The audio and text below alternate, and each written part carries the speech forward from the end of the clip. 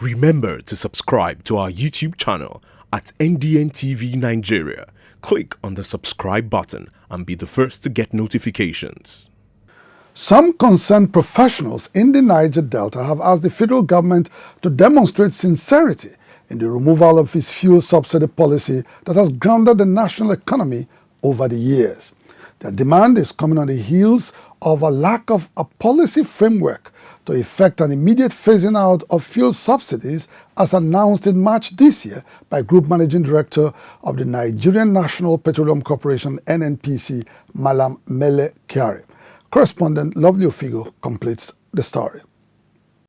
Malam Mele Kyari, while speaking on a live television program, Moneyline with Nancy, had in the month of April this year maintained that the fuel subsidy policy was gone forever.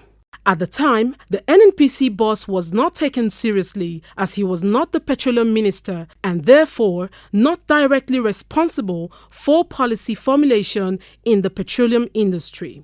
Also, in its recent letter of intent to request for an IMF loan, the federal government stated thus: "The recent introduction and implementation of an automatic fuel price formula will ensure fuel subsidies, which we have eliminated, do not re-emerge."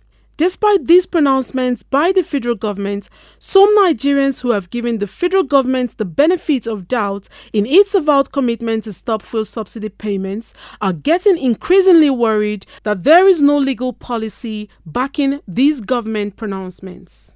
Whenever government makes any claim about subsidies in Nigeria, it should do so in clear-cut terms by publishing a policy document that is pursuant to the amendment of the existing legislation that sets up the PPRA and other structures with regards to the administration of subsidies in Nigeria. It's not enough to just make a political statement, perhaps to acquire or to serve the moment, to serve an instinct, and then without any concrete, thing to show that the government has indeed stopped a regime that Nigerians hardly know anything about. With Nigeria's 4 existing refineries functioning far below capacity, the country had depended on massive importation of refined petroleum products to meet local consumption. Consequently, the government of the then military president, Ibrahim Babangida, introduced a fuel subsidy policy to subsidize the huge cost of fuel importation for Nigerians. Soon after its introduction, businessmen and women with government connection were issued licenses to import refined petroleum products. They had devised a strategy of buying refined petroleum products from local refiners at giveaway prices only to deliver the same products to the federal government at skyrocketed official prices. The fuel subsidy policy turned out to be a scam, benefiting only the rich and costing the country over 1.5 trillion naira between 2018 and 2019. I believe that this is the best time to say complete and total no to subsidy regime in this country. We cannot sustain it and we cannot accommodate it anymore, especially in this period of cash crunch as a result of the COVID-19 pandemic that is ravaging the world and even Nigeria. The federal government's recent claim to have ended fuel subsidy payments obviously was a reaction to the slump in oil prices occasioned by the COVID-19 outbreak across the globe.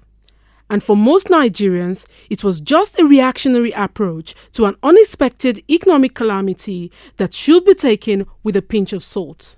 You cannot tell us in 2016 that you are not paying subsidy, thereby increasing the price of PMS. Who is subsidizing for who? This subsidy is not helping us.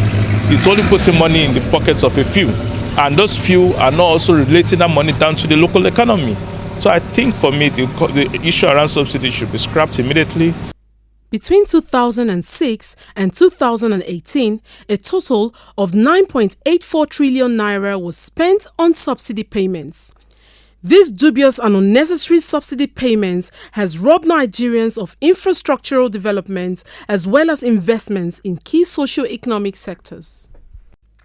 For the same amount spent on subsidy in 12 years, Nigeria could have constructed 19,686 kilometers of roads across the country at 500 million naira per kilometer. 1,968,000 Nigerians could have been educated and skilled with quality tertiary education at 5 million naira each. To solve our electricity crisis, a total of 27,342 megawatts of solar electricity could have been added to the national grid at 360 million naira per megawatt. Without a doubt, the subsidy payments have deprived Nigerians of so much, and they say now is the time to end it without a possibility of it re-emerging.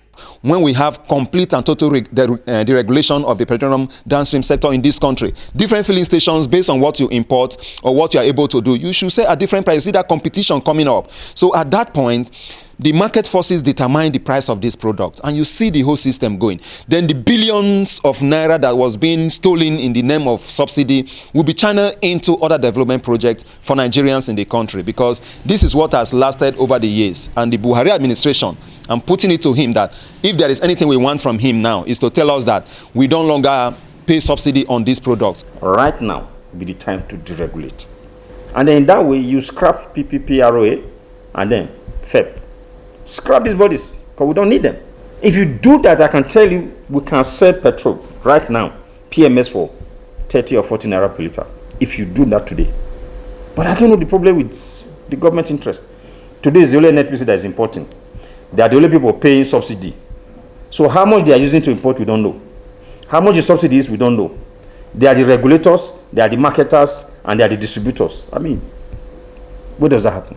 The scam around the fuel subsidy policy is said to have been perpetrated by a powerful cabal in the Nigerian system, which President Goodluck Jonathan could not contend with when in 2012 he attempted to bring it to a halt. For President Muhammadu Buhari, who prior to his election had expressed misgivings about the policy but later went ahead to implement it, this is the time to put a final stop to a major drain pipe that has paralyzed the Nigerian economy over the years. Inside the Niger Delta,